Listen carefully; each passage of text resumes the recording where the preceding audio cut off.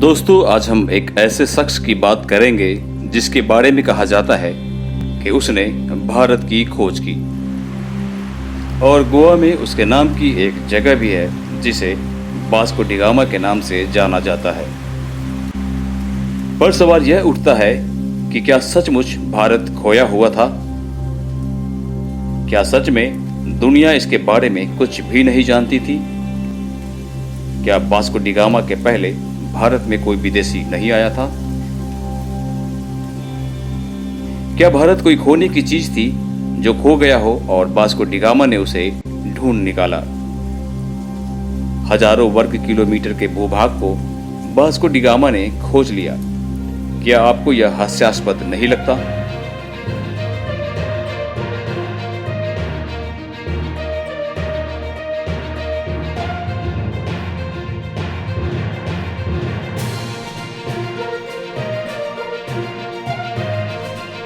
यह ऐसा ही है जैसे आपने अपने पड़ोसी के घर को खोज लिया और दुनिया में इतिहास प्रसिद्ध हो जाए। हालांकि आजकल पढ़ाया जाता है कि भारत के समुद्री मार्ग की खोज वास्को डी गामा ने की थी।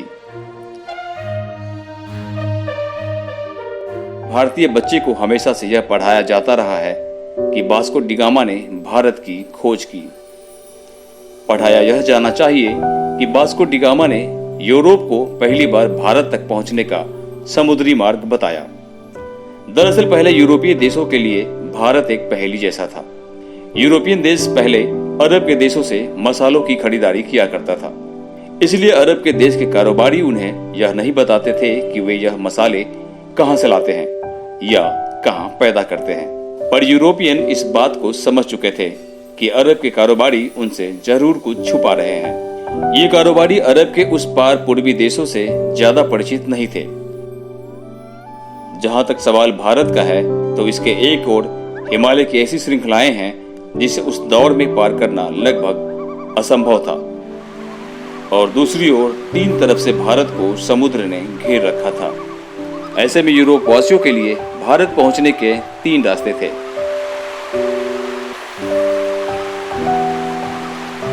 पहला, रसिया पार करके चीन वर्मा होते हुए भारत में आना, जो कि अनुमान से कहीं ज्यादा लंबा और जोखिम भरा था। दूसरा रास्ता था अरब और ईरान को पार करके भारत पहुंचना, लेकिन यह रास्ता अरब के लोग खुद इस्तेमाल करते थे और वे किसी अन्य को अंदर घुसने नहीं देते थे।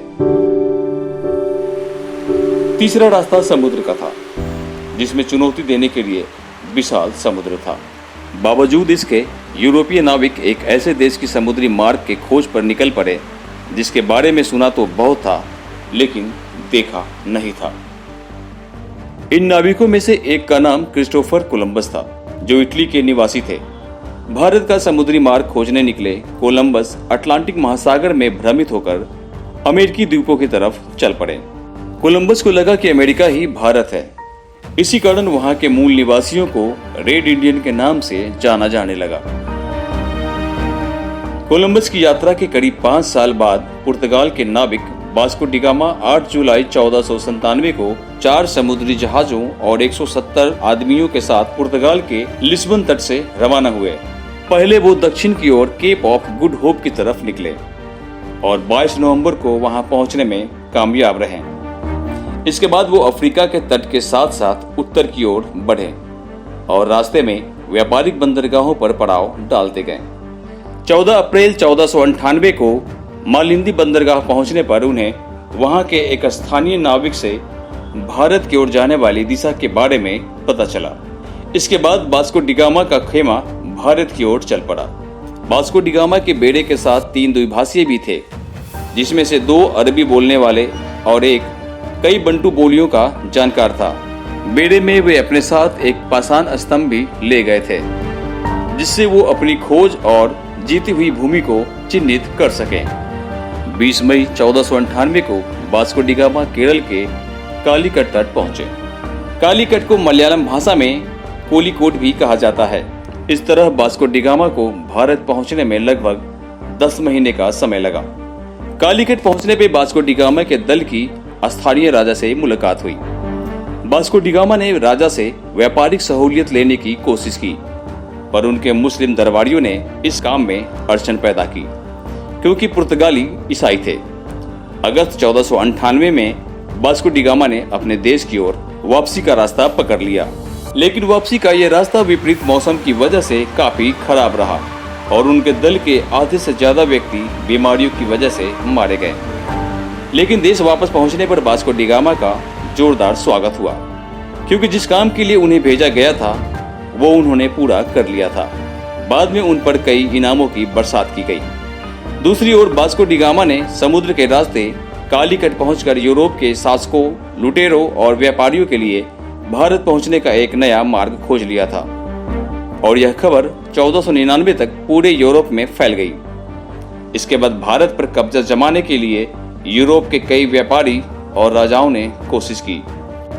यूरोपियन समय समय पर कालीकट आते रहे और केरल राज्य के लोगों का धर्म बदलने में महत्वपूर्ण भूमिका निभाते रहे। पुर्तगालियों की वजह से ब्रिटिश लोग भी वहां आने लगे और 1615 ईस्वी में यह क्षेत्र ब्रिटिश अधिकार में चला गया और फिर 1698 ईस्वी में यहाँ फ्रांसीसी बस्तियां बसी।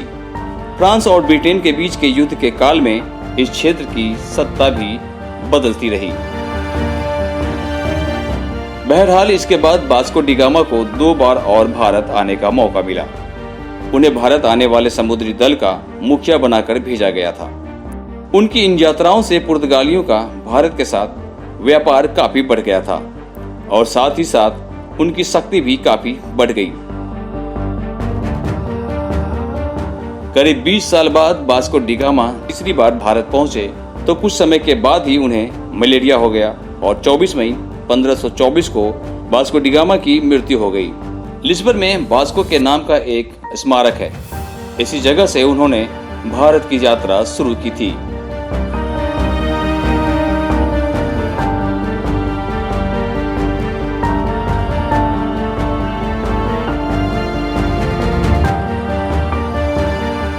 दरअसल 1492 में नाविक राजकुमार हेनरी की नीति का अनुसरण करते हुए किंग जॉन ने एक पुर्तगाली बेड़े को भारत भेजने की योजना बनाई ताकि एशिया के लिए समुद्री मार्ग खुल सके।